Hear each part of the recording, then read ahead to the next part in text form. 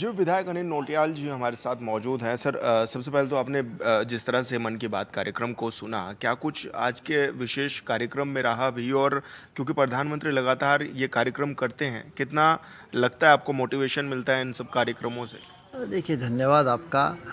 और मैं समझता हूँ कि मन की बात कार्यक्रम जो निरंतर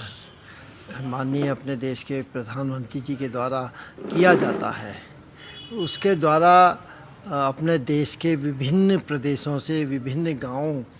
में जो हमारे युवा हैं, महिलाएं हैं, बुजुर्ग हैं, अन्य क्षेत्रों में काम करने वाले लोग हैं, उनकी जानकारी जनता तक पहुँचे। ये कार्यक्रम मैं समझता हूँ कि लोगों के लिए प्रेरणादायी कार्यक्रम है और इससे प्रेरणा लेकर के हमारे देश के विभिन्न क्षेत्रों में काम करने वाले लोग निरंतर आगे बढ़ रहे हैं, अपना काम कर रहे हैं और लाभ ले रहे हैं, देश की सेवा कर रहे हैं। मैं समझता हूँ कि देश की जनता के लिए बहुत ही उपयोगी ये मन की बात का कार्यक्रम है। जी, राष्ट्रीय अध्यक्ष भी आए हुए थे, आपके 3 दिवसीय दौरा भी उनका रहा। क्या कुछ दिशा निर्देश दिए गए इस दौरान पार्टी के विधायकों को, सांसदों को? देखिए, अपने भारतीय जनता पार्टी के राष्ट्रीय अध्यक्ष आदरणीय नितिन नवीन जी अपने 3 दिवसीय कार्यक्रम में अपने प्रदेश के अंदर आए थे और माननीय अध्यक्ष जी ने, माननीय अपने महामंत्री संगठन श्रीमान BL संतोष जी ने माननीय विधायकों की और सांसदों की, अन्य विभिन्न क्षेत्रों में अपने काम करने वाले कार्यकर्ताओं के साथ बैठक की है। मैं समझता हूँ कि उनके द्वारा जो निर्देश दिए गए हैं, पार्टी को किस प्रकार से हमको मजबूत करना है, क्षेत्र की जनता के लोगों के बीच में रहना है, कार्यकर्ताओं के साथ सामंजस्य बना करके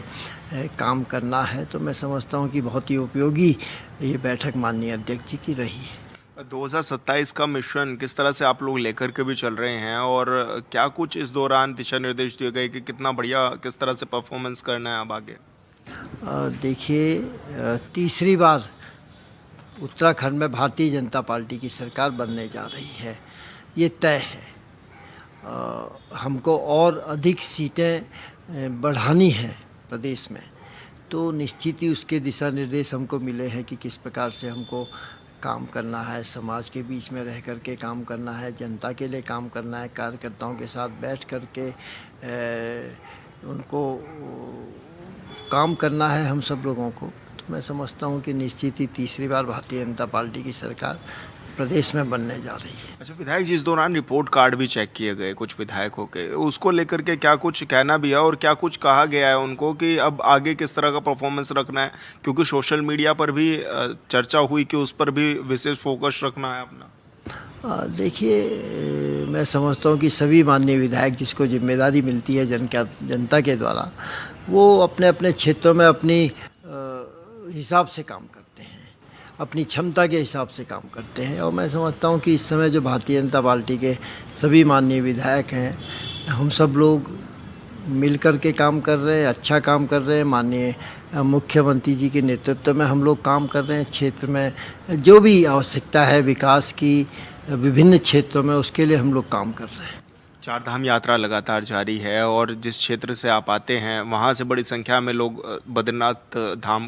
दर्शन के लिए जाते हैं। किस रूप में आप देख रहे हैं? क्या कुछ इस बार की व्यवस्थाएं भी हैं और क्योंकि बड़ी संख्या में तीर्थयात्री पहुँच रहे हैं, तो क्या सुविधाएं उनको मिल पा भी रही हैं? देखिए, 4 धाम यात्रा निश्चित ही इस समय बहुत अधिक संख्या में हमारे यात्रीगण, हमारे भक्तगण आ रहे हैं। मैं समझता हूँ कि सरकार के द्वारा, प्रशासन के द्वारा व्यवस्थाएं अच्छी की गई हैं। कुछ जगह जाम की स्थिति बन रही है, तो मैं समझता हूँ कि ये सब प्रशासन इसको व्यवस्थित कर रहा है और अच्छी यात्रा चल रही है। लोग अच्छी भावनाएं लेकर के जा रहे हैं, अच्छा संदेश अपने प्रदेश से लेकर के जा रहे हैं और मैं समझता हूँ कि उसी के कारण पूरे देश से और विदेशों से भी हमारे यात्री अपने प्रदेश के अंदर आ रहे हैं। ऐसे में अपील आप क्या करना चाहते हैं तीर्थयात्रियों से जो बड़ी संख्या में आ रहे हैं, क्योंकि मौसम का मिजाज भी लगातार बिगड़ता हुआ नजर आ रहा है उत्तराखंड में? देखिए, हम तो सभी यात्रियों से आग्रह करना चाहते हैं कि आप कृपया यात्रा करने आए अपने प्रदेश के अंदर। बहुत अच्छा वातावरण हमारे प्रदेश का है, लेकिन उसमें अव्यवस्था पैदा करने का प्रयास ना करें। विधायक जी, जंगली जानवरों का इस दौरान आतंक भी इस बार बढ़ा और ऐसे में जो जंगलों में आग लगी वो भी एक बड़ा विषय था। उनको लेकर के सरकार के क्या कुछ प्रयास हैं, आप लोगों के क्या कुछ प्रयास हैं? देखिए, सरकार जनता के सहयोग से जहाँ जहाँ भी अग्निकांड हो रहे हैं, और इस बार काफ़ी अधिक संख्या में मैं समझता हूँ कि जंगलों में आग लगी है, तो प्रयास नियमित है जनता के सहयोग से, और विभागीय जो कर्मचारी हैं, अधिकारी हैं और अन्य जनप्रतिनिधिगण हैं, मैं समझता हूँ कि सभी के सहयोग से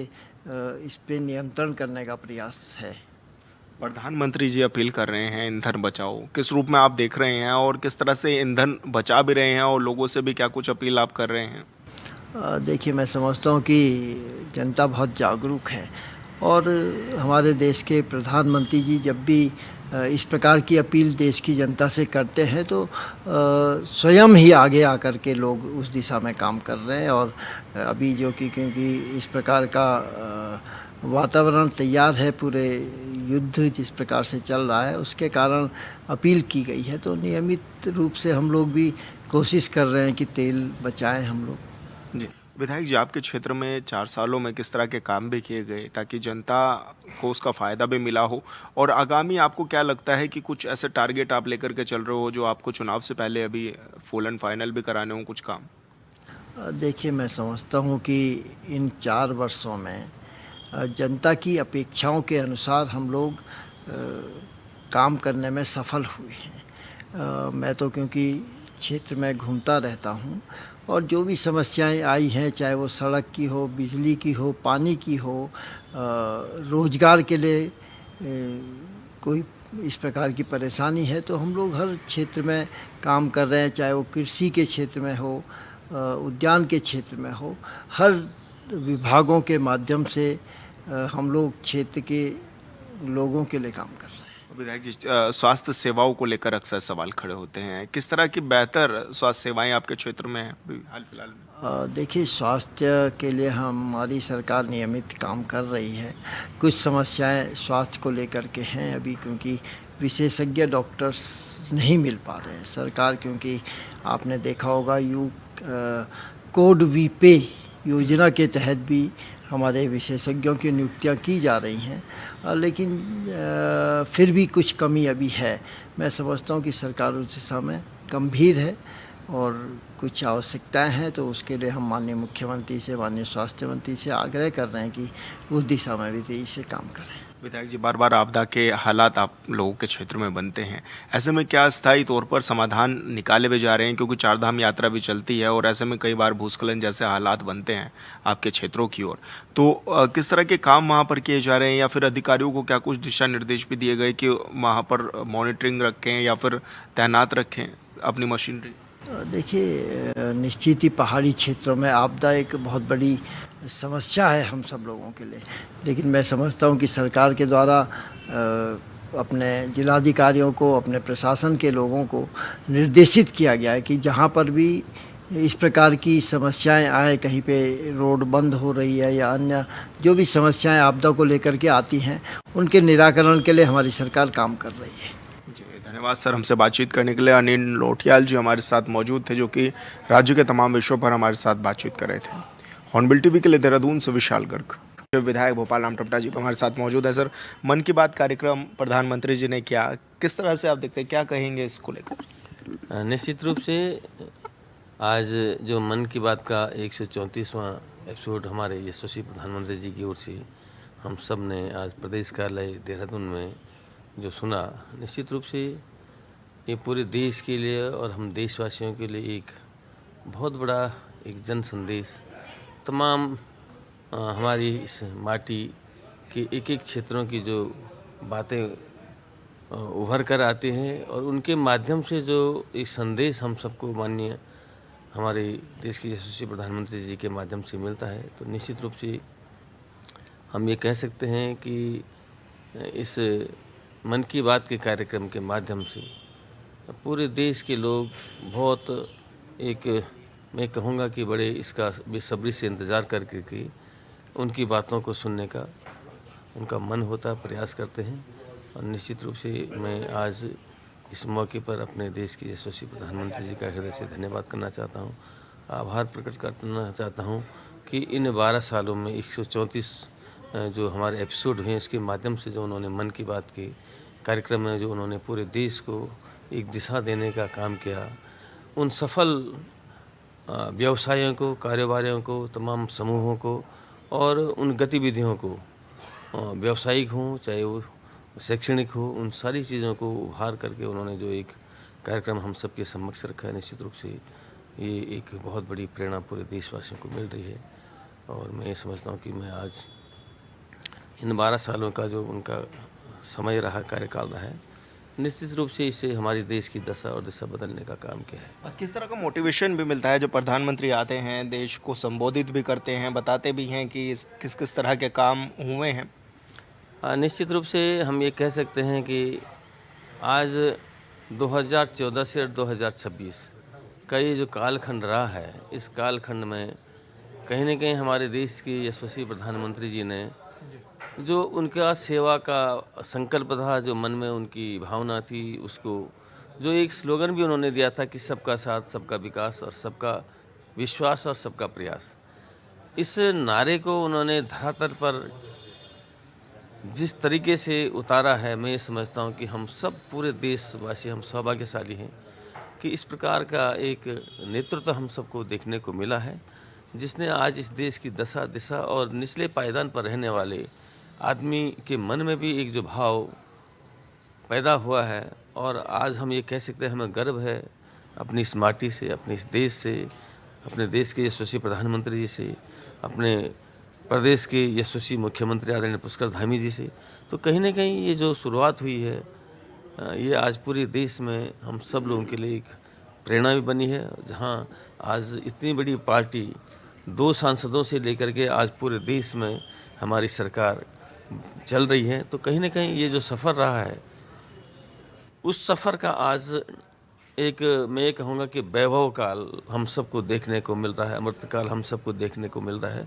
तो कहीं ना कहीं ये हम सब लोगों के लिए सौभाग्य की बात है। और मैं ये समझता हूँ कि मेरा भी सौभाग्य है कि मुझे इस कालखंड में, जिस कालखंड में जहाँ देश का नेतृत्व हमारे यशस्वी प्रधानमंत्री आदरणीय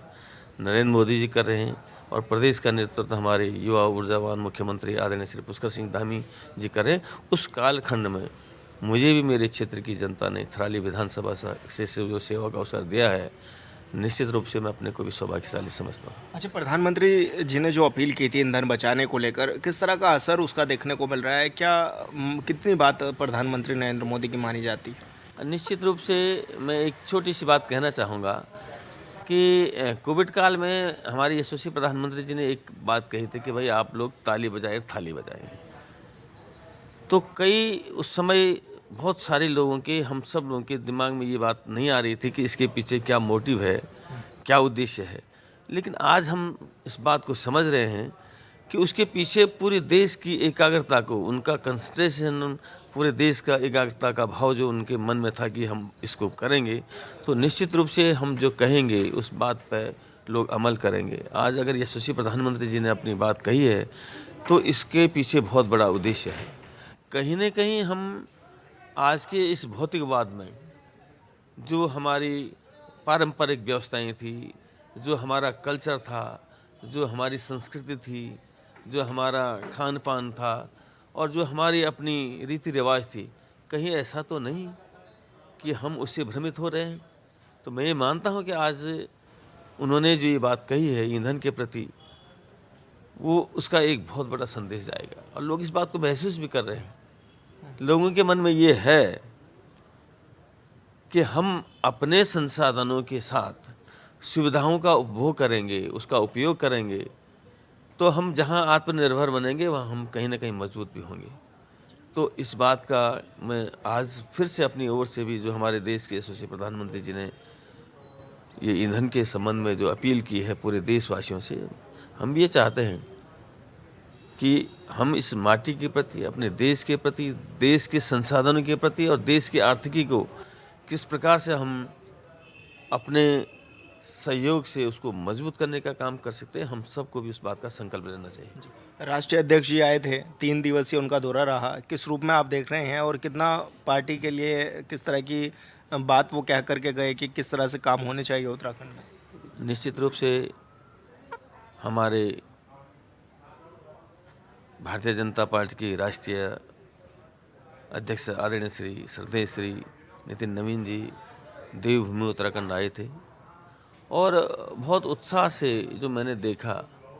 जो उत्साह का वातावरण पूरा उत्तराखंड में देखने को मिला। बशर्ते कि वो मुख्यालय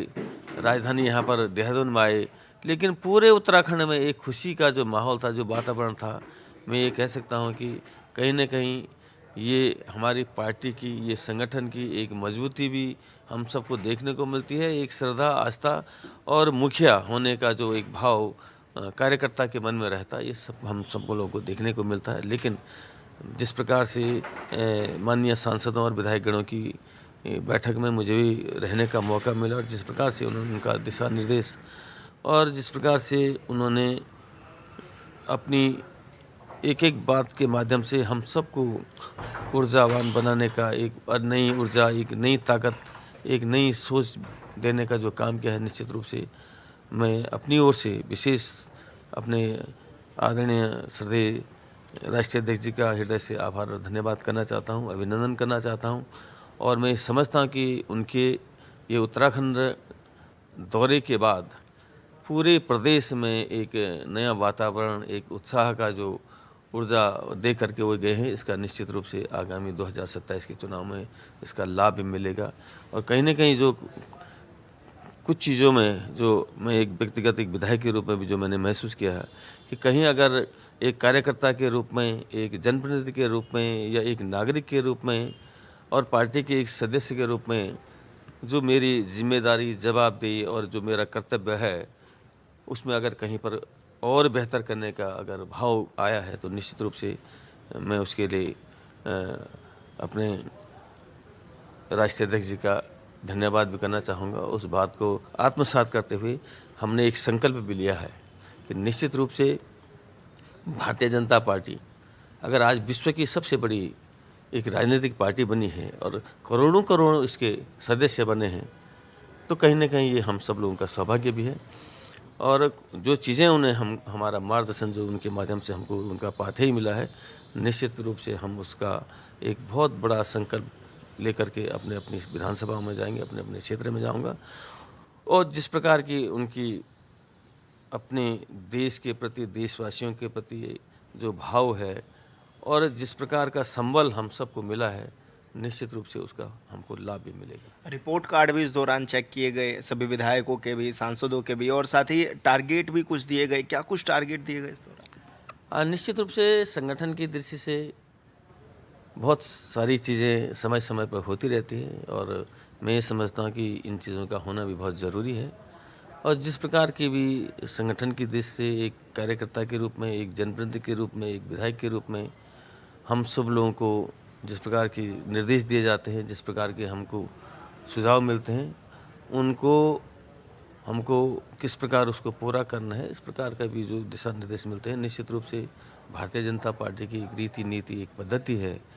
और भारतीय जनता पार्टी का जो एक भाव रहा है, उसके पीछे केवल एक ही भाव रहता है कि हम अपने देश और देशवासियों के, अपने क्षेत्र और उन लोगों की, जिन लोगों ने आज हमको अवसर दिया है, मौका दिया है, चाहे वो हमारी मातृशक्ति हो, हमारे बुजुर्ग हों, हमारे युवा हों, हमारे सैनिक भाई हों, हमारे व्यापारी हों, हमारे कर्मचारी हों, तमाम जो जिन लोगों का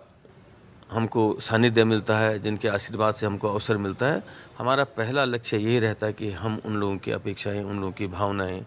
और उनके माध्यम से जो हमारी जो जिम्मेदारी और जवाबदेही बनती है, हम उसको पूरा करने का काम करते हैं। और निश्चित रूप से मैं ये कह सकता हूँ कि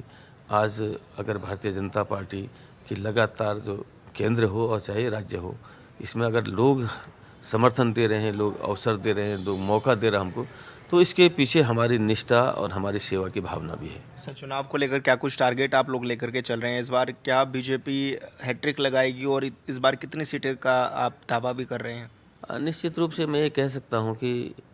जहाँ तक आप हैट्रिक की बात कर रहे हैं, चाहे वो केंद्र में हो और चाहे उत्तराखंड में हो, एक बहुत अच्छे मार्जिन से, बहुत अच्छे संख्या के साथ हम तीसरी बार सरकार बनाएंगे। और उसके पीछे केवल ये नहीं है कि हम राजनीतिक बयानबाजी करें, इसके पीछे जो हमारा सेवा का संकल्प है, जो हमारा मैनिफेस्टो था, जो हमने जो अपने क्षेत्र के लोगों से जो वायदे किए थे, उन वायदों को जिस प्रकार से हमारी सरकार ने और हमारे यशस्वी मुख्यमंत्री आदरणीय पुष्कर सिंह धामी जी के जो नेतृत्व में जो काम हुए हैं, उस नाते हम ये कह सकते हैं कि लोगों में एक उत्साह का भाव है और कहीं ना कहीं